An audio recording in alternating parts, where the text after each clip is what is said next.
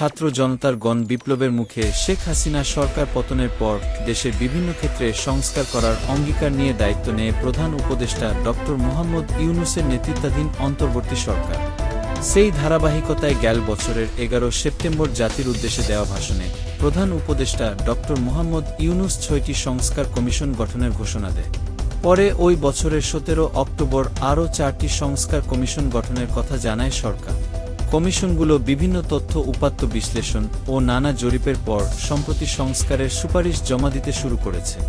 এর মধ্যে একটিতে দেশের পুরাতন 4টি বিভাগের সীমানাকে 4টি প্রদেশে বিভক্ত করে প্রাদেশিক শাসন ব্যবস্থা চালু করার সুপারিশ করেছে জনপ্রশাসন সংস্কার কমিশন। 5 ফেব্রুয়ারি এই সংক্রান্ত সুপারিশ প্রধান উপদেষ্টা ড. মোহাম্মদ ইউনূসের কাছেও জমা দিয়েছেন জনপ্রশাসন সংস্কার কমিশনের প্রধান আব্দুল মুহিত চৌধুরী, যেখানে বলা হয়েছে জনসংখ্যা বৃদ্ধি পাওয়া এবং সরকারের কার্যপরিধি সুবিস্তৃত হওয়ার ফলে বর্তমান মধ্য প্রশাসনিক ও স্থানীয় সরকার কাঠামো যথেষ্ট নয় বলেছে। অন্যদিকে মেয়াদী এককেন্দ্রিক ব্যবস্থায় মন্ত্রণালয় প্রতীয়মান হয় না। এ পর্যায়ে খুঁটিনাটি বহু কাজ সম্পাদন করা হয়। তাই ক্ষমতার প্রত্যুত্তর বিবেচনায় দেশে বিশাল জনসংখ্যার পরিষেবা ব্যবস্থা বিকেন্দ্রীকরণ করার লক্ষ্যে দেশের পুরাতন 4টি বিভাগের সীমানাকে 4টি প্রদেশে বিভক্ত করে প্রাদেশিক শাসন ব্যবস্থা চালু করা যেতে পারে।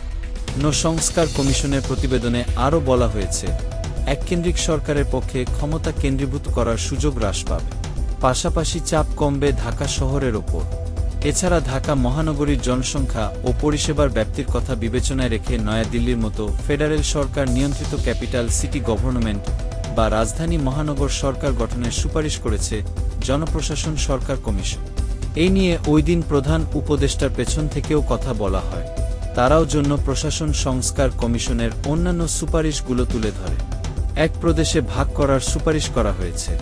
এদিকে সংস্কার কমিশনের সুপারিশ বাস্তবায়ন হলে ঢাকায় কি রাজধানী থাকছে নাকি নতুন কোনো নাম হবে রাজধানী, এমন প্রশ্ন সাধারণ মানুষের মাঝে। সাদিকুল ইসলাম, উন্মুক্ত বাংলা।